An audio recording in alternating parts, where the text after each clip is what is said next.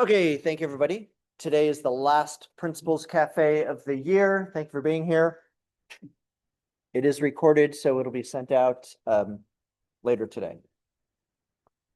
Okay, so some of you were probably here last fall when we met at a Principals Cafe where we shared our SIPSA goals, which are the SIPSA stands for School Plan for Student Achievement, I think.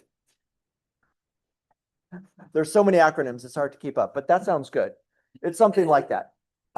It's basically a plan that every public school in California has, and we create goals and then we have actions to meet those goals. And so last fall, I met with parents at the Principals Cafe to share our goals and our actions. And then I wanted people's input on, okay, what are some other actions that we can do?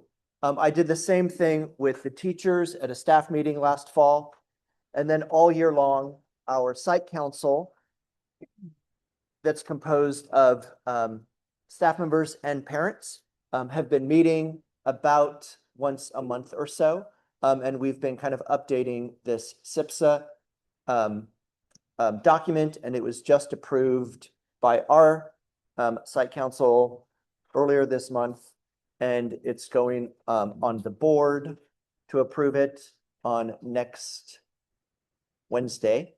It'll be on the next two board meetings. So next week is like, they could read it and ask questions, and then the following week they will approve it. And then from there, it goes to the county office, and then they approve it. And then from there, it goes to the state, and then it's done. Today I'll talk about, how your input impacted our actions for those goals. And then we'll talk about the parent caregiver survey, and I'll let this person in. The results. That was in the newsletter for the last couple of weeks. Oh, more people are coming in. It's good to know.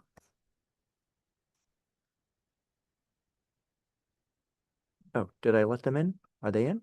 I guess they're in. Okay.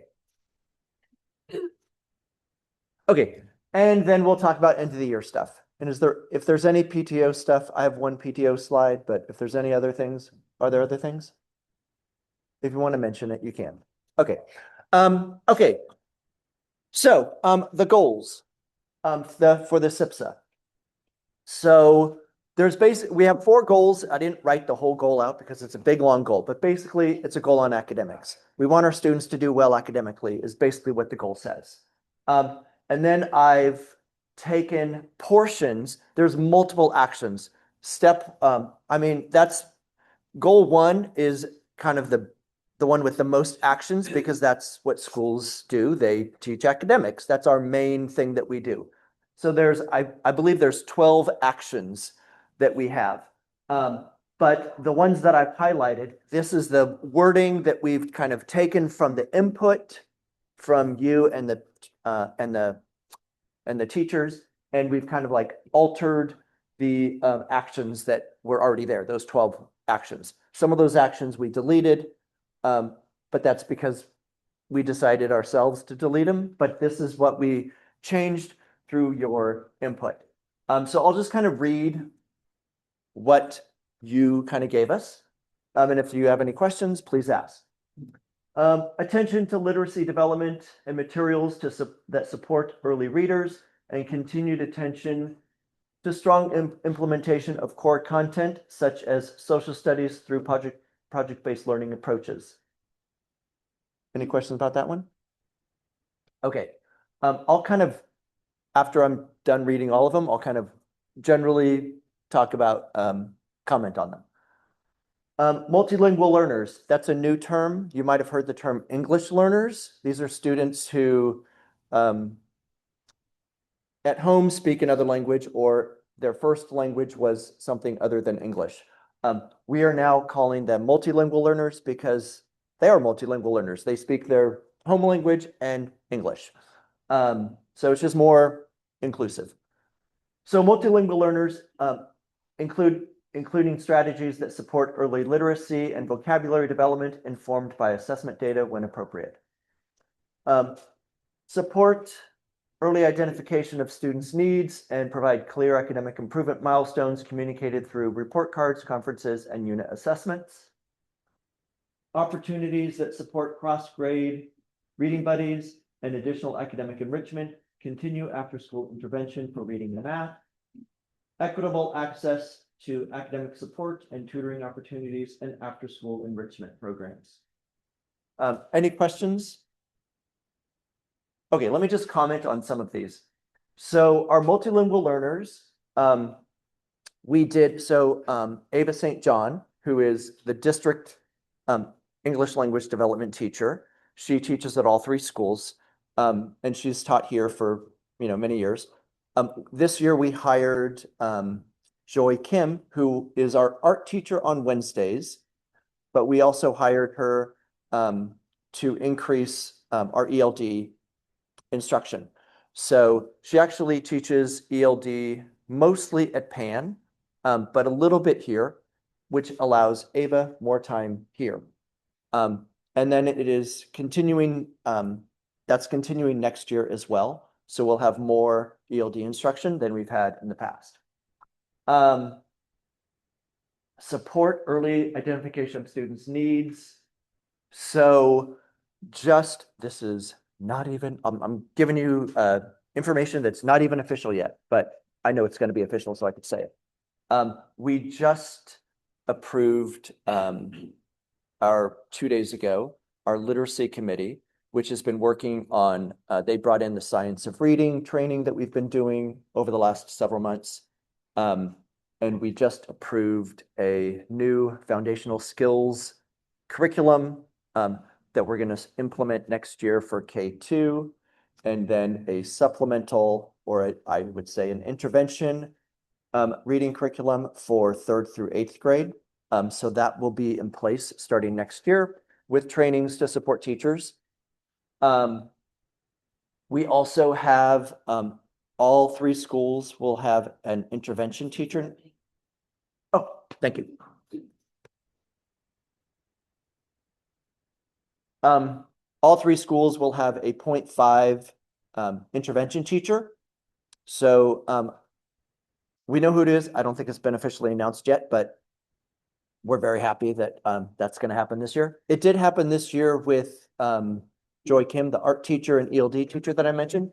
She also does intervention starting a couple of months ago, like right after spring break. But she's her job is transitioning away from intervention and to do other things. But now we have a 0.5 intervention teacher. And so that person will be able to identify who is in need of extra support and give them support, whether it's through in the class or pulling out small groups. We also have, again, this is what not official yet, but it's going to be. Currently we have what's called the DRAs. You might have heard those. It's on the report card right at the top. It gives a number. We're doing away with those. This is what's not, the teachers don't even know that yet. I mean, some of the teachers know who are on the committee, but they don't even know. So don't tell them yet. But whatever. I don't care if you tell them. We're doing away with those because it's not really based in the science of reading. It's good information, but it's just not as comprehensive as we want it to be. So we have, so for 3rd through 5th, we're getting a new assessment system, which we're very excited about. And then for the K through 2nd, we are through this core learning science of reading training that we started in February. We will continue almost through all of next year, but around December, I think, November, December, the portion of the professional development on that is assessments. And so the new foundational skills adoption that we're getting for the K2, they have an assessment in there that they will use for the first half of the year. And then once we get trained on the assessment portion of the science of reading, we will decide, okay, do we want to continue with this assessment that the new curriculum has that we're adopting, or do we want to come up with our own based on, not that come up with our own assessments, but kind of like pick and choose already, well-designed assessments, or do we want to go with something that's more like formalized? So we'll make that decision later in the year. I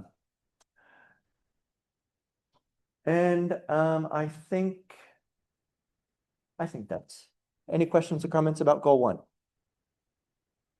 Okay.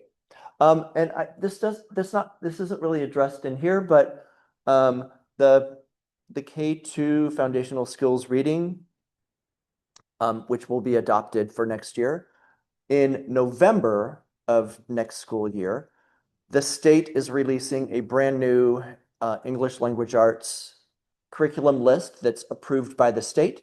And so we will be looking at that and then adopting a new comprehensive language arts program that the foundational skills will kind of be like in addition to, because the K2s are learning to read. So they need like phonics and phonemic awareness that kind of teaches them how to read, but they also need like comprehension and writing and reading and all of the things that the older kids will get. So this, so the bigger kind of more comprehensive language arts program, we'll probably pilot it next spring and then adopt it for the following year.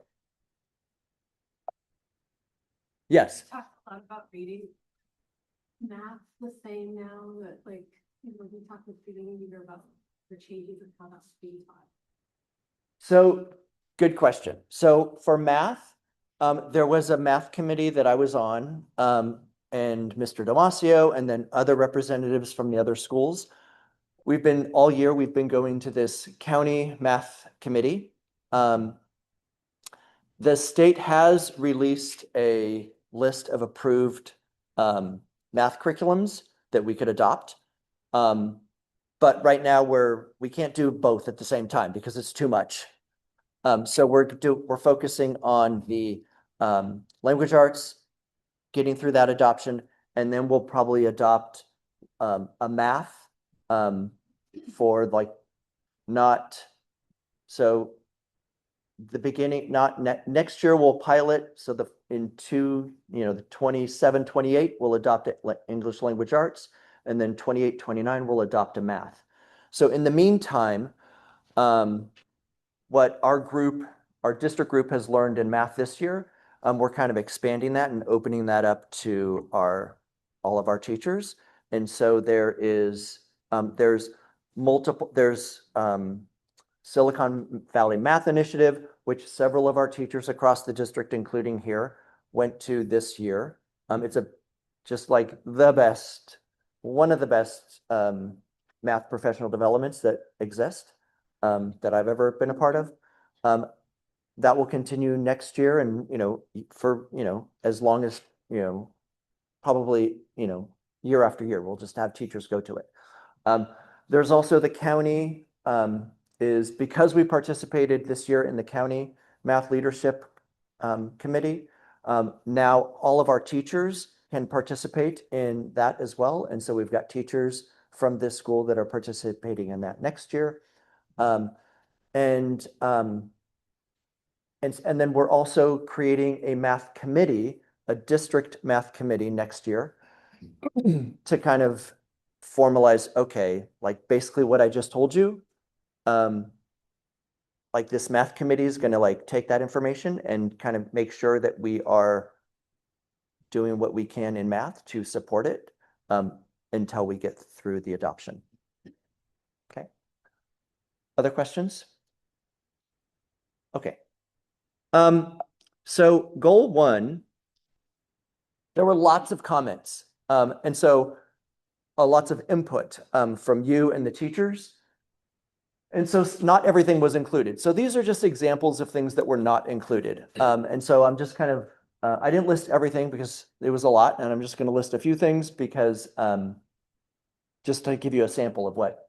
And the first one, explain the D and F rating. I'm bringing up this one because it's been brought up at a principal's cafe before. So there is no D and F rating for this school or this district. I'm not sure where this came from, but there's no rating system that is from the state or from anywhere that grades schools by letter grades. There is the California dashboard. That is where every public school in California gets graded on all different types of things, including math and English, which this is what this comment is referring to. So and it basically it's a bar, like not a bar, like whatever that is, that kind of scale. I don't know what that's called, but it's like, a little arrow that points to like blue is best, green is good, yellow is okay, orange is not so good, and red is yikes, you better improve. And so we are in for English language arts. I might have this mixed up. I think for English language arts, we are blue, and for math, we are green. That is our school. And so those are good scores. And that is based on the state assessments from 3rd through 5th. There's not like a statewide assessment for K2s. So we don't have like, there's not like a published saying like, this is how K2s are doing. We kind of know that based on like our DRAs, but our DRAs are also not the most reliable. It's not as comprehensive as we want it to be. Math homework guidance. So right now our math, like every school is the 3 schools were kind of like, it's optional-ish. So it's not exactly clear, and we are aware of that. And so that's why it was on the survey.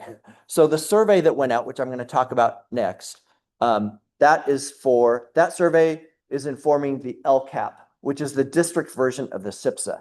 The LCAP stands for Local Control Accountability Plan. And so the district is looking at creating a homework policy that is equitable and fair, and every single teacher and every single classroom is following the same thing. So you're not like, I'm confused. I thought it was optional and I thought it was required. And because I know it is kind of optional, but it's kind of, and so that kind of allows for some variance, which is confusing to parents. So we're working on that, but not this year. More interactive curriculum. So that's kind of a general statement. And I'm like, what do we do with that? So sometimes there were comments like, yeah, that sounds great. But then like in reality, what does that mean? When we look to see like how we teach, and we're really looking at, okay, what are our students' needs, and what is the curriculum we have, and how can we blend those two things together? And so right now, like more interactive curriculum, it sounds really good. And I think in many ways we're doing that. But I would say instead of saying, let's do more interactive curriculum, let's focus, this year we've been focusing on reading. So let's focus on reading, which we've been doing through the science of reading, and also a little bit with the math, the SVMI that I mentioned that many of our teachers have gone through the county committee that many of us went through. So, and those things do have interactive curriculum components to it, but it's a lot broader than just interactive curriculum. So that's why that was not included specifically. And then connect current curriculum with after-school program. I'm assuming this means Club Rec. So Club Rec is not a part of the school district. They're part of the city of Brisbane. So they're a completely different entity. So we can't say, oh, what we're doing in school, you guys do there. However, we are, and this just came about kind of after we were working on the SIPSA. They are going to be including an academic component in Club Rec starting next year. And that could look like helping with the optional homework, or that could be, reading, or, journal writing, or, they kind of have they make that decision because they're their own entity. I could certainly help them and give them ideas, but it's really kind of up to them. But it's not like, okay, we're teaching about the American Revolution in fifth grade, and so they're going to also teach about the American Revolution in fifth grade. That's not going to happen. I mean, they might say, yeah, you could do your American Revolution homework, but they're not going to do specific curriculum based on what we're doing. Any questions about that? Okay. The other goals, 2, 3, and 4, we incorporated all of the input. So this is what we incorporated. And this is like social emotional well-being of students. The intentional use of changing perspectives, that's a social emotional curriculum that we use. Restorative justice practices, existing student recognition practices, including Magnificent Mountaineer cards and our life skills, which there's lessons with the life skills as well. And assemblies or speakers to support social emotional learning and positive school climate. The next one, inclusive practices and peer relationships, including existing BES buddy opportunities between general education and learning center students. So that happens, I think, twice a week. We have older students who are buddies with our learning center students. And so this area is transformed into like a game room where there's pool tables and foosball and like all different types of activities that where students in special ed and students in general ed are interacting together. It's been very successful. And so that will continue. Student recognition practices include, did I repeat that? Did I skip something? Did I read it all? Oh, I guess that one and that one is kind of the same thing. Student recognition practices, including Magnificent Mountaineers, life skills acknowledgements, will continue to be reinforced, to reinforce positive behavior and social emotional skills.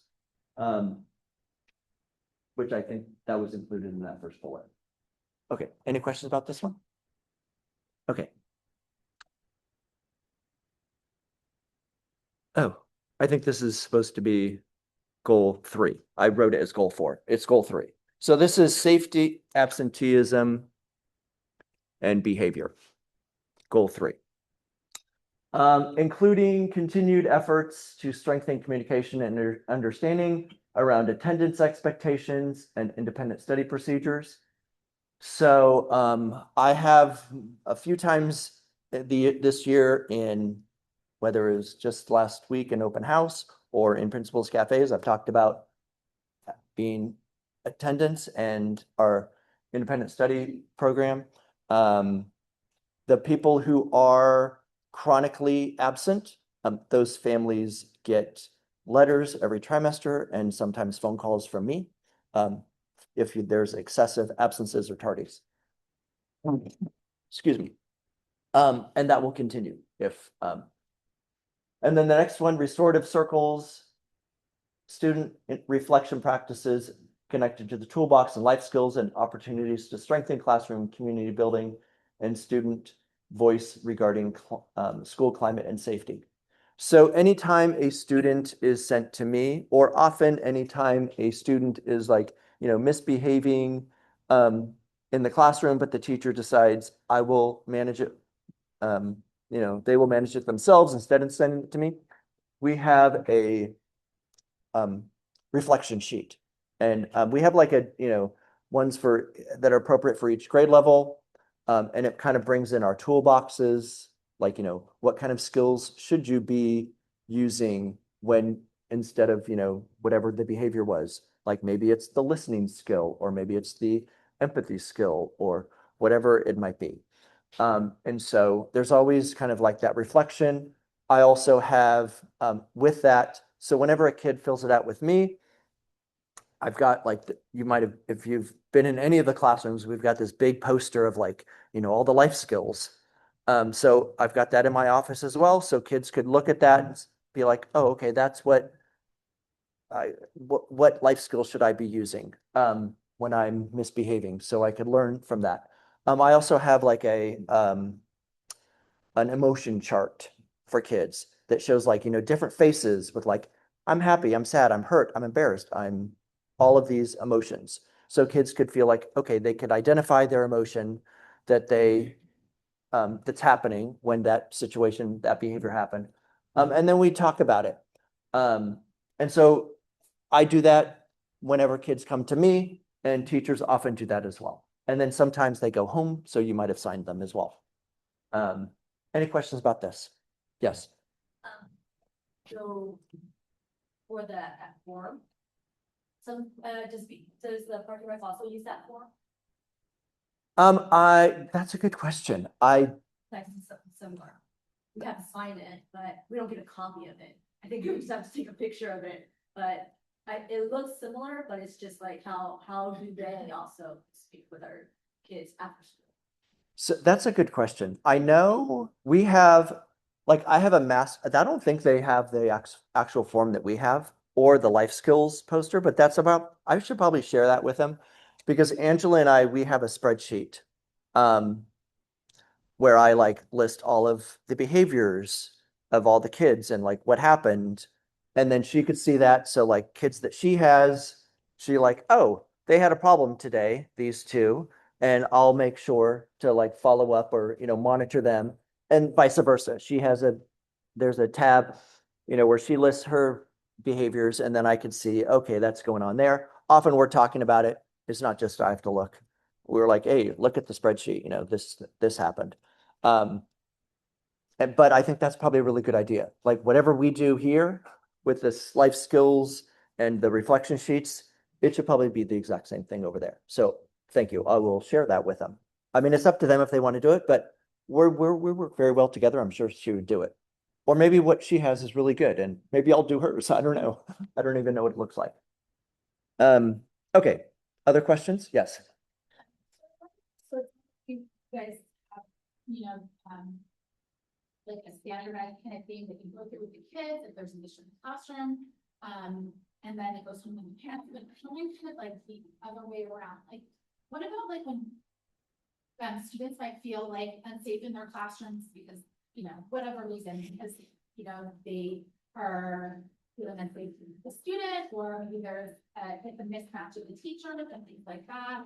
I was wondering like how the student voice is being communicated to about things that it's not just interpersonal between them. Like, Yes. in the beginning of the year, we reviewed that there was kind of an issue with kids feeling unsafe at school.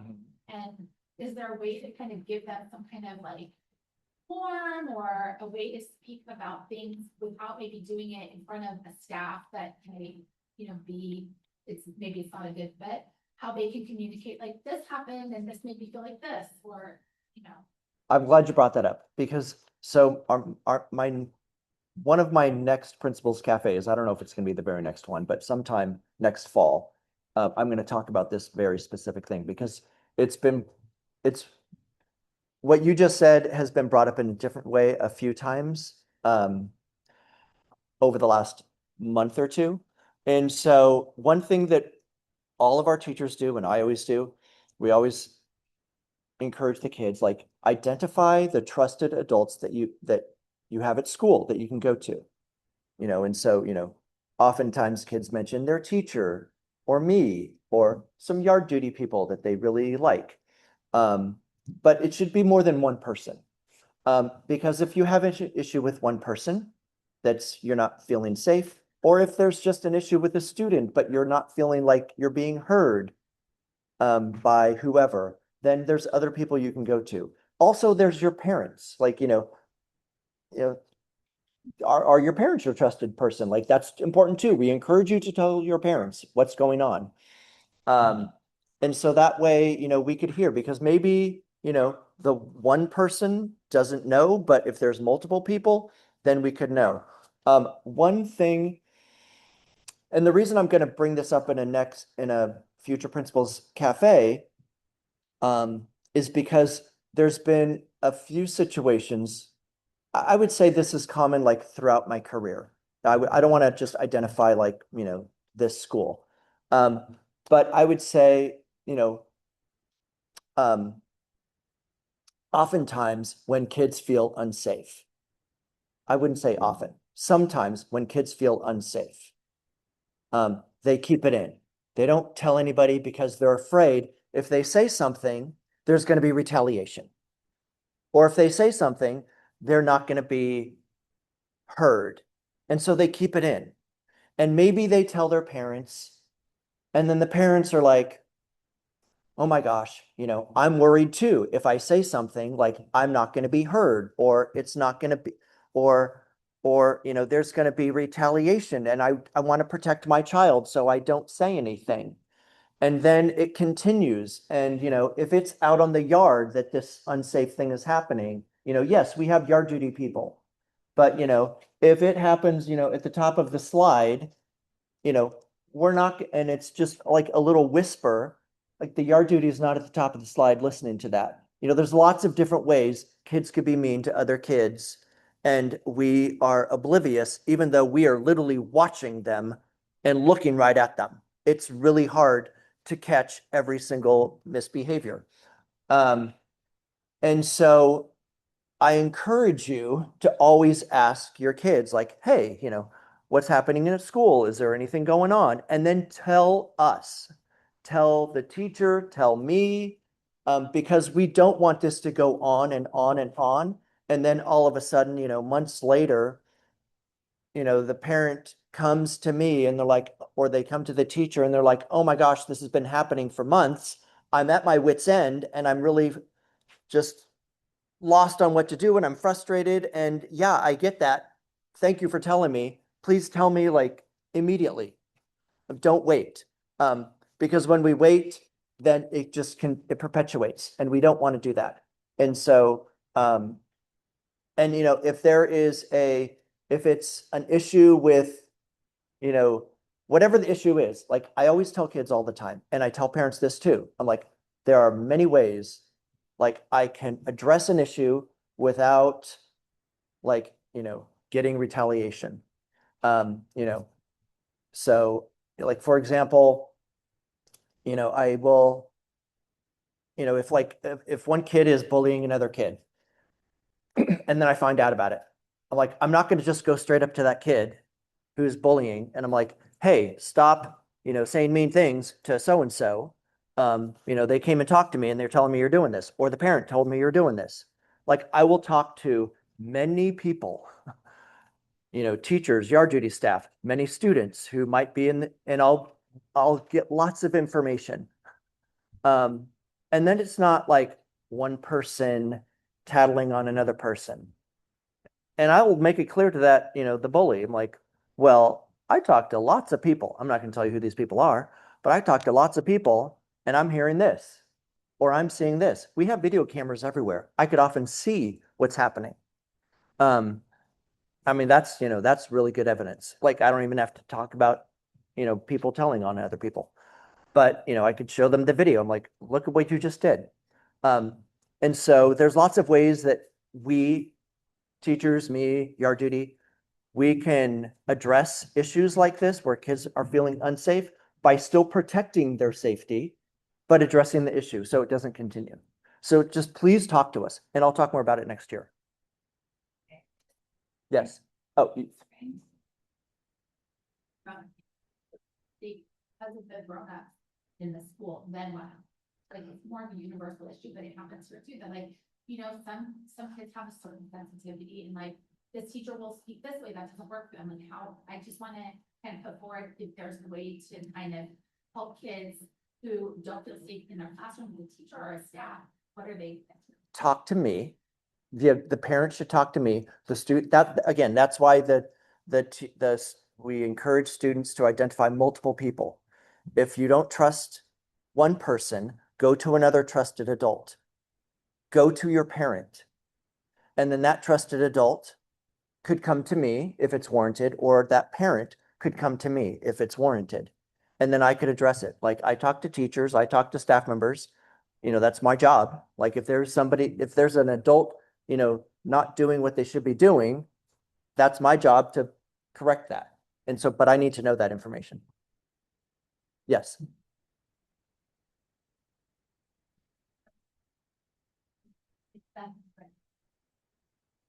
Disciplining kids with bathroom. Right. We allow kids to go to the bathroom. There's no discipline. If kids are like, if the teacher's thinking, oh, you're abusing this because like every time I say, start this hard assignment, the kid's like, I got to go to the bathroom to avoid, then the teacher might say like, okay, you do this every time, so can you wait? And if the kid's like, well, I can't wait, like it's just an emergency, they're not going to let them go, or they would probably contact the parent and say like, hey, what do you think? This every time we start this assignment that your kid doesn't like, they want to go to the bathroom.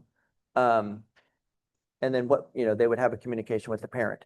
If there is a specific issue where kids are being punished for going to the bathroom, then talk to me privately and I'll deal with that.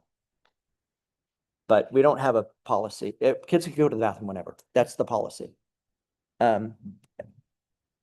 Okay. Other questions? Okay. Okay, and then this is goal 4, parent involvement. So the actions: sharing information from meetings with families when appropriate, continue regular teacher communication with families. So teacher emails or newsletters, however they send out their information, the newsletters that I send out every week, or sometimes other things through Parent Square. Support family engagement opportunities through school and community events, working with PTO to message out and create opportunities. And then continued all the different things that we're doing, like field day, lapathon, and all the other things. And those will continue. Any questions about these? Okay, moving on to our survey. So again, this will impact the LCAP, the district SIPSA. So what grade? So we've got, these are the mostly 1st through 3rd, but some pre-K to K and some 4-5. I think it was 53 overall. Yeah, 53 responses. Okay, so then which events did you attend this year? At least, I think it was at least once. Which events have you attended this year? Yeah, well, some of them, like, this one. Did you attend at least once? So parent-teacher conferences, that was pretty high. Back to school night, open house, pretty good. But yeah, we have lots of parent participation, so that's good. I know this is hard to read, so let me just kind of go over it. So the blue is like strongly agree, the red is agree, and that's mostly what we had. So reading, writing, math, social studies, science, library, pretty much everything is strongly agree or agree. Art, music, PE, technology in the classroom, and what was that one? Field trips. Thank you. So pretty much everything is people strongly agree that it's good or agree. And then the homework. So they like that it's optional, 43%. I would like homework to be more, oh my gosh, I don't know. What did that say? Mandatory. Thank you, mandatory. So that's about half and half. Well, equal. Homework, the optional homework, oh my gosh, sorry. I forget what this, not enough? Okay, not enough. It's just right. It's too much. No, but really one person. I don't have an opinion, or it's the right amount. Okay, so that'll be useful when we talk next year about our homework policy. Yes, Option. Because as a teacher, give us some time. yes, That's not us. You're tracking your deadlines. They need to know. yes, More practice. yes, yes. Okay, how is communication this year? Again, blue is excellent, red is good. That was mostly what we had. So the weekly newsletter, the Parent Square, Thursday folders, teacher communication. So that's good to know. And then if your child attended an after-school club or class, rate your experience. So again, the blue is non-applicable, which is the highest. Okay, your kid didn't go, so ignore those. I should have just deleted them out. because it's hard to read, but basically, again, blue is excellent, red is good. So academic center, for reading, excellent and average. Math, kind of excellent and average. Garden club, excellent and good. Chess club, excellent and good. Art club, excellent and good. Lego club, excellent and good. So, and all of those things will continue next year. And I will say, our new intervention teacher, that will start next year. My hope is that even though they're not going to be working after school, because, you know, they've done it contracted hours, I do want to work with them to kind of revamp these, our academic reading and math centers. So maybe my hope is that these kind of average scores are going to increase. And then general statements. Okay, so I kind of just, because it was so tiny and you couldn't read it, I just kind of basically summarized what each said. So feel safe, green, strongly agree and agree. Enjoy school, strongly agree, respectful, trusted adult. Okay, so maybe some kids, you know, and not as much, but most do. Supportive, the principal supportive, good. You know, maybe I could, I don't know, I'll work on something. It's always good to have a growth mindset. Rules are good, you know, okay, kind of good, but maybe, you know, improve in, I don't know, the way we, you know, set up our rules or communicate them. Is the school clean? Yes. Clubs and classes, again, we kind of talked about that before, but that's good information. Club rec, that's park and rec. That's really, I'll share this with them, but that's really them. But again, they are going to be doing academic next year, so that might improve. And then comfortable raising concerns, most people are, so good. Thank you. Any questions about this?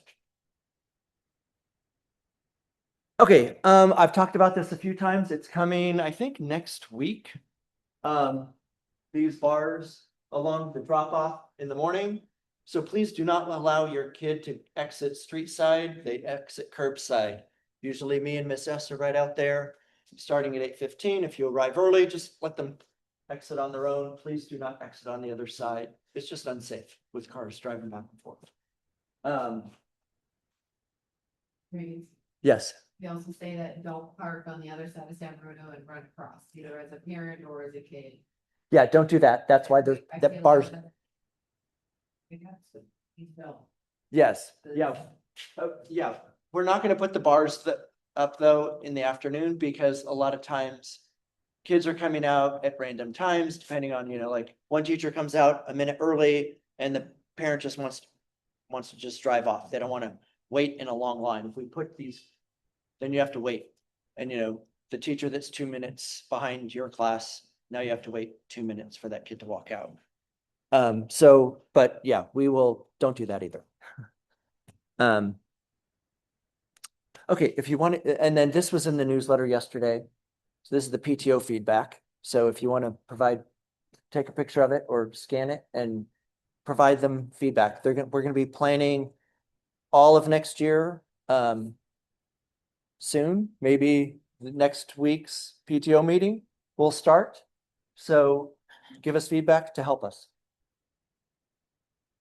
Okay, I'm moving on unless you want to take a picture. Okay, or look at the newsletter. And then end of the year events. We've got today, right now. Next week is the final in-person cafe, or sorry, the in-person assembly. Next Friday is the Benton Keener games, the book swap, and the ice cream social. Please sign up to volunteer if you can. Links are in the newsletter from yesterday. The last week of school, Monday is a regular day. Tuesday through Friday, school gets out at 1:10. Tuesday, there's the pre-K celebration and promotion, and there's the K1 picnic. Sorry, it's K1 Park Day. It's not a picnic, it's Park Day. And then on Thursday is the 5th grade promotion. Friday is the K promotion, and Friday is the last day of school. Any questions about these? Okay, I think that's it. Yes. You know who the second grade teachers are yet? For next year. We're in the middle of deciding that. We don't know yet. Yeah, it's not been finalized. So, yeah. I mean, we kind of know, but it's not been finalized, so I can't say. In August. Yeah. Okay, any other questions?